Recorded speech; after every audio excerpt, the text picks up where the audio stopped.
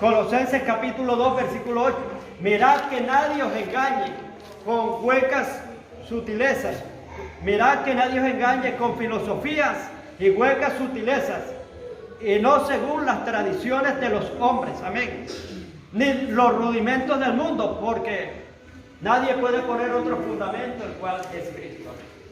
Mirad que nadie os engañe, óiganlo bien, con filosofías y con huecas sutilezas, y no según las tradiciones de los hombres, amén, y no los rudimentos del mundo, amén, sino, o sea, tenemos que edificar todos en Cristo, amén.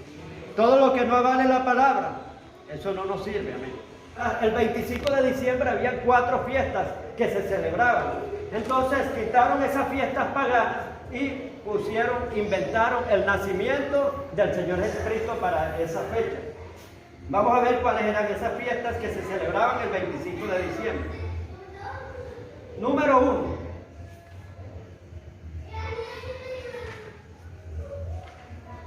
Los Saturnales romanos. Era una fiesta, un festival de invierno, dedicado a personajes y falsos dioses, con jolgorio musical, dioses de la mitología griega. Cuando esta fiesta, festival de invierno, llegó a Roma, óiganlo bien, era conocida como la Saturnalia. Saturno era el nombre dado a Nimrod, dios pagano, y también era otro nombre dado al dios Sol. Tertuliano, el historiador, asocia la idea de que se hacían presentes, se daban regalos, los intercambios de regalos que se dan ahora en diciembre. Y había intercambio de regalos, agarrándose del pasaje de los Reyes Magos cuando le llevaron presentes a Jesús. Óiganlo bien, los Reyes Magos le llevaron presentes a Jesús, pero Jesús le dio presente a los Reyes Magos. No.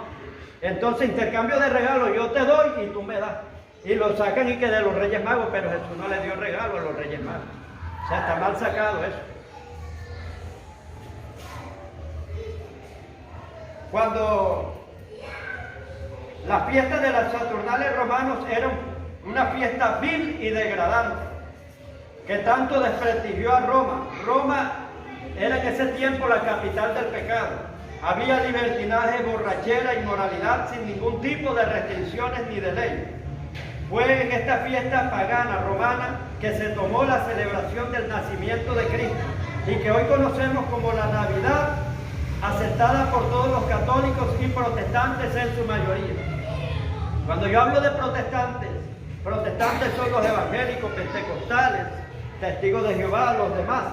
O sea, los que en ese tiempo no aceptaban a la Iglesia Católica, los llamaban protestantes y los llamaban herejes, que muchos lo mataron. Pero quiero decir que a veces criticamos a los católicos y la iglesia evangélica está igualita a los católicos. Practican casi las mismas cosas. Si allá practican la Navidad, aquí también practican la Navidad y todas esas cosas. Segunda fiesta, la celebración de Yule. Esta fiesta empezó a celebrarse en Alemania e Inglaterra con motivo del solsticio de invierno. Luego de esta fiesta influenciaron a las demás fiestas. Quiero decirles que la Navidad es como un sincretismo, es una mezcolanza. O sea que agarran estas 4 fiestas y le van adheriendo, y le van poniendo y poniendo. O sea, formaron una mezcla. O sea, todas estas costumbres paganas ahí. Tercera fiesta, el nacimiento del dios Sol, o la fiesta del dios Sol. Se celebraba también el 25 de diciembre. Esta fiesta era popular en los ministros del mitraísmo. Era conocida como la Navidad. No solamente se celebraba el nacimiento del Señor Jesucristo, sino el nacimiento de Mitra. Se recordaba a Osiris, a Horus, a Hércules, Baco, Adonis, Júpiter, Talmud y otros dioses. Todos ellos habían nacido en la misma época invernal, en que todos los dioses solares, desde Osiris hasta Júpiter y Mitra, celebraban sus cumpleaños. A todos les celebraban el cumpleaños el 25 de diciembre. Talmud celebraba el nacimiento de Talmud en Babilonia. La celebraban con borracheras, con chispitas, fuegos, árboles de pino y con presentes. El 25 de diciembre era la fecha original del solsticio de invierno. óiganlo bien, muchas cosas que creemos que son usanzas navideñas, relativamente modernas, que son de este tiempo, en el fondo tienen un trasfondo, tienen sus orígenes en la celebración del solsticio. No cabe duda que las navidades modernas se deben mucho a las antiguas saturnales. Esto no es nuevo, esto es viejo. De igual manera, el jolgorio y el intercambio de regalos tienen el mismo origen, y los arbustos verdes y las luces vienen de las calendas de enero, o sea, el 1 de enero. La Navidad implica, empieza desde el 1 de diciembre hasta el 6 de enero, termina.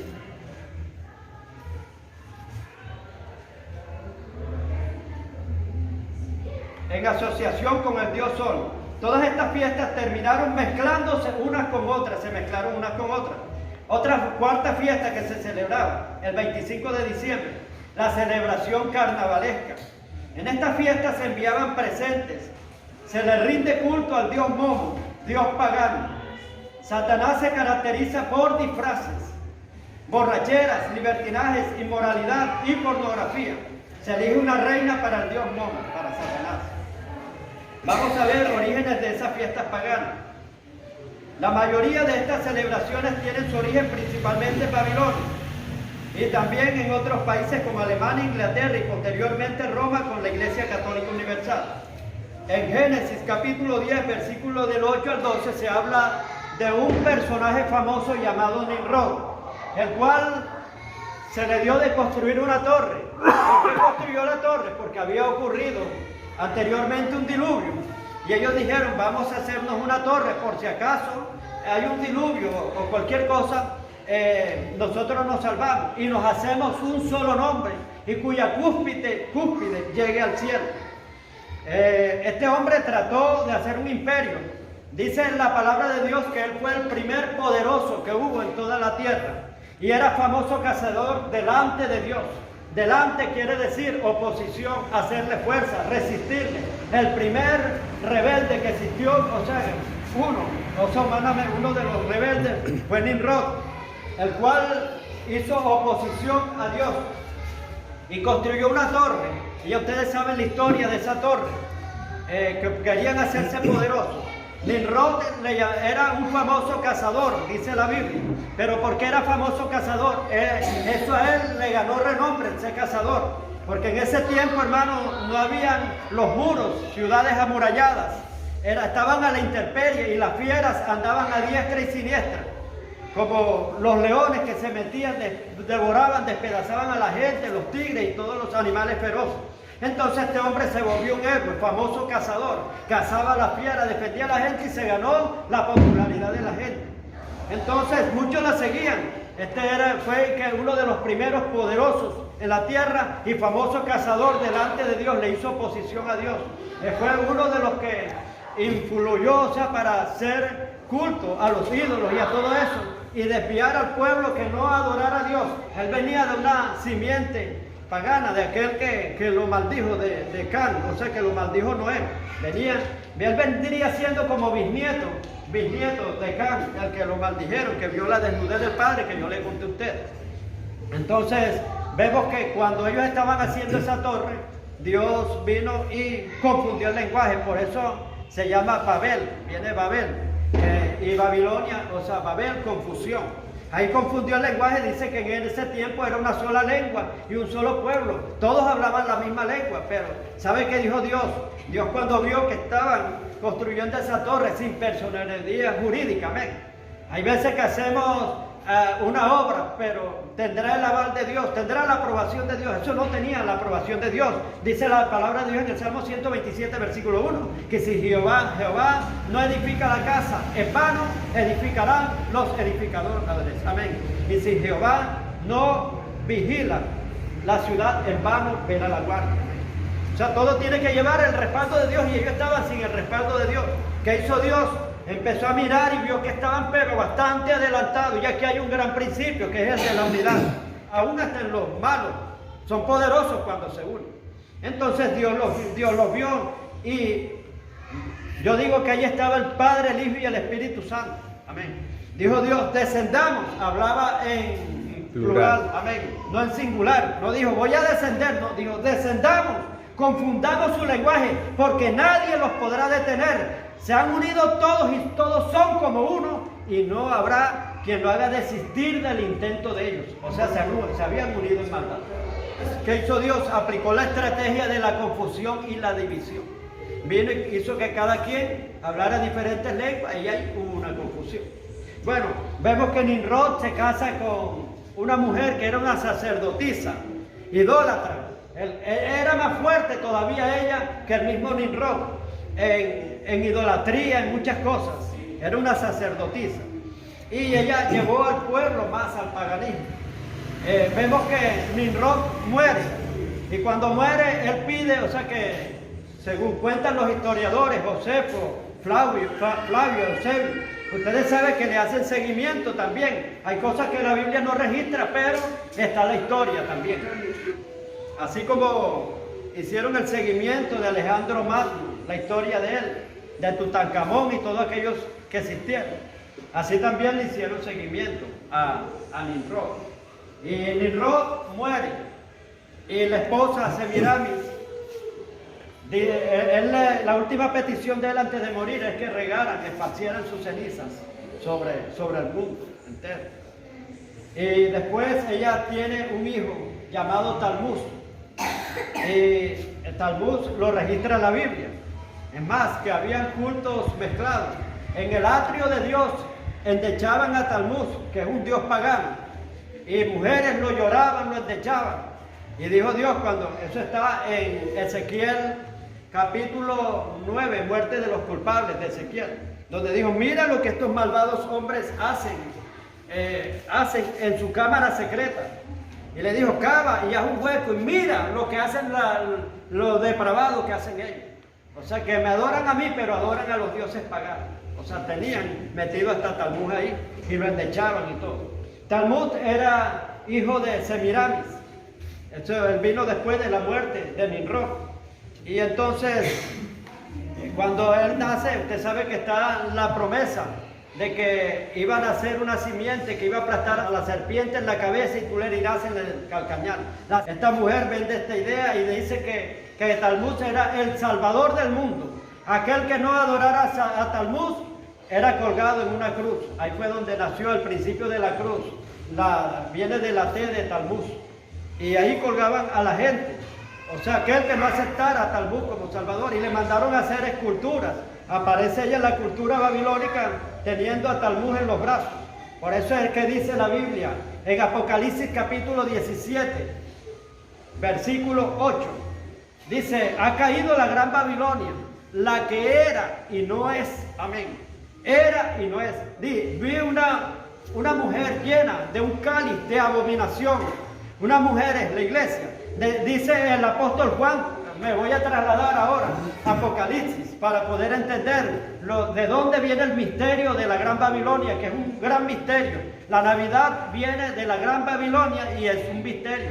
Amén. Hay un libro que se llama Babilonia, se lo recomiendo que lo lean, Misterio Religioso.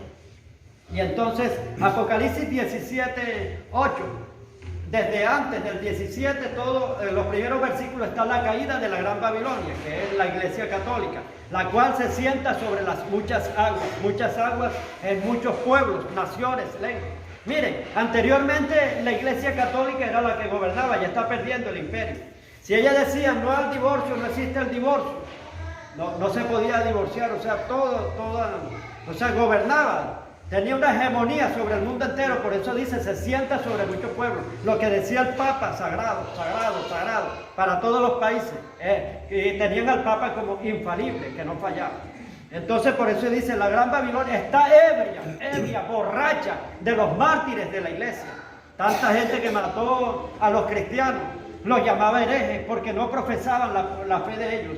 ¿Qué significa católico? El término católico significa universal. Amén, universal. O sea que vamos a formar una religión universal. Esa nació en el año 325 en el concilio de Nicea. Aparece el emperador Constantino. Vemos, o sea que Roma, el imperio romano había caído en decadencia.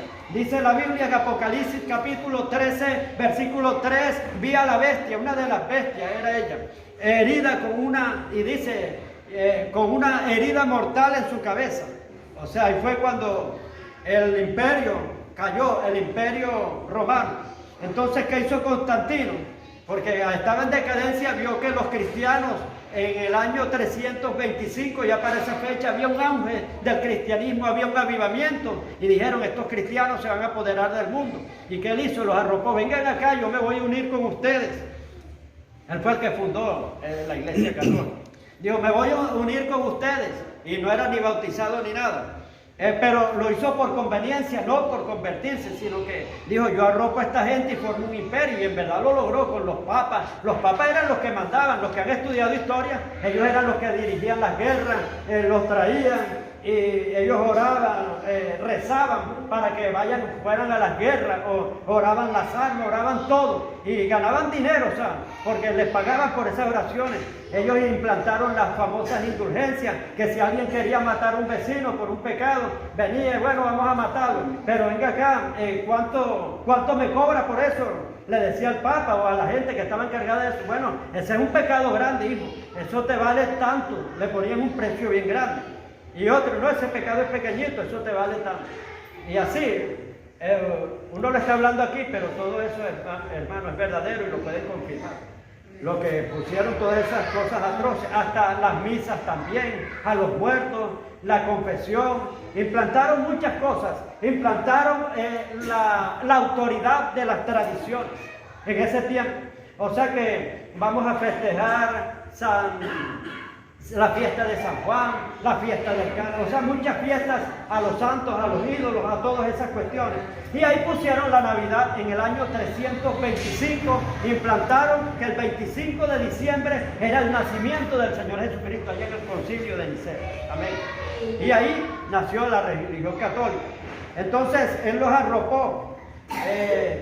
Dijeron, bueno, vamos a quitar aquí a Semiramis, que estaba con Talmud. Volvemos otra vez allá a Babilonia, con Talmud. Y vamos a poner a la Virgen María con el niñito. Vamos a quitar a Nimrod. Y vamos a poner aquí a San Pedro. Vamos a quitar, y pusieron puros santos, ídolos. Entonces, la gran Babilonia, la que era y no es, y está ebria, es borracha de tantos millones de cristianos que mató. Búsquenlo en la historia. Cuántos millones y millones. Los condenaban a la horca, los quemaban. Le llamaban herejes porque estaban practicando otra fe.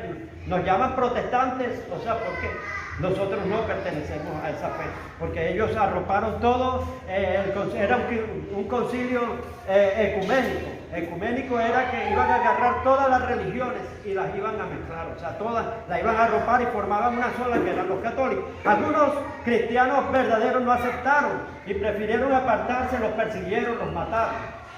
Y no decidieron unirse, pero otros sí, empezaron a darle títulos, cardenales, monseñor, señor, un poco de cosas ahí.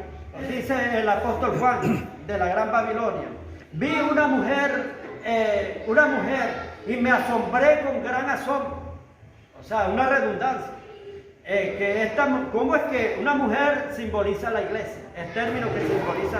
Y vio, era una mujer que aparentemente era la iglesia de Cristo, pero se quedó asombrado con gran asombro.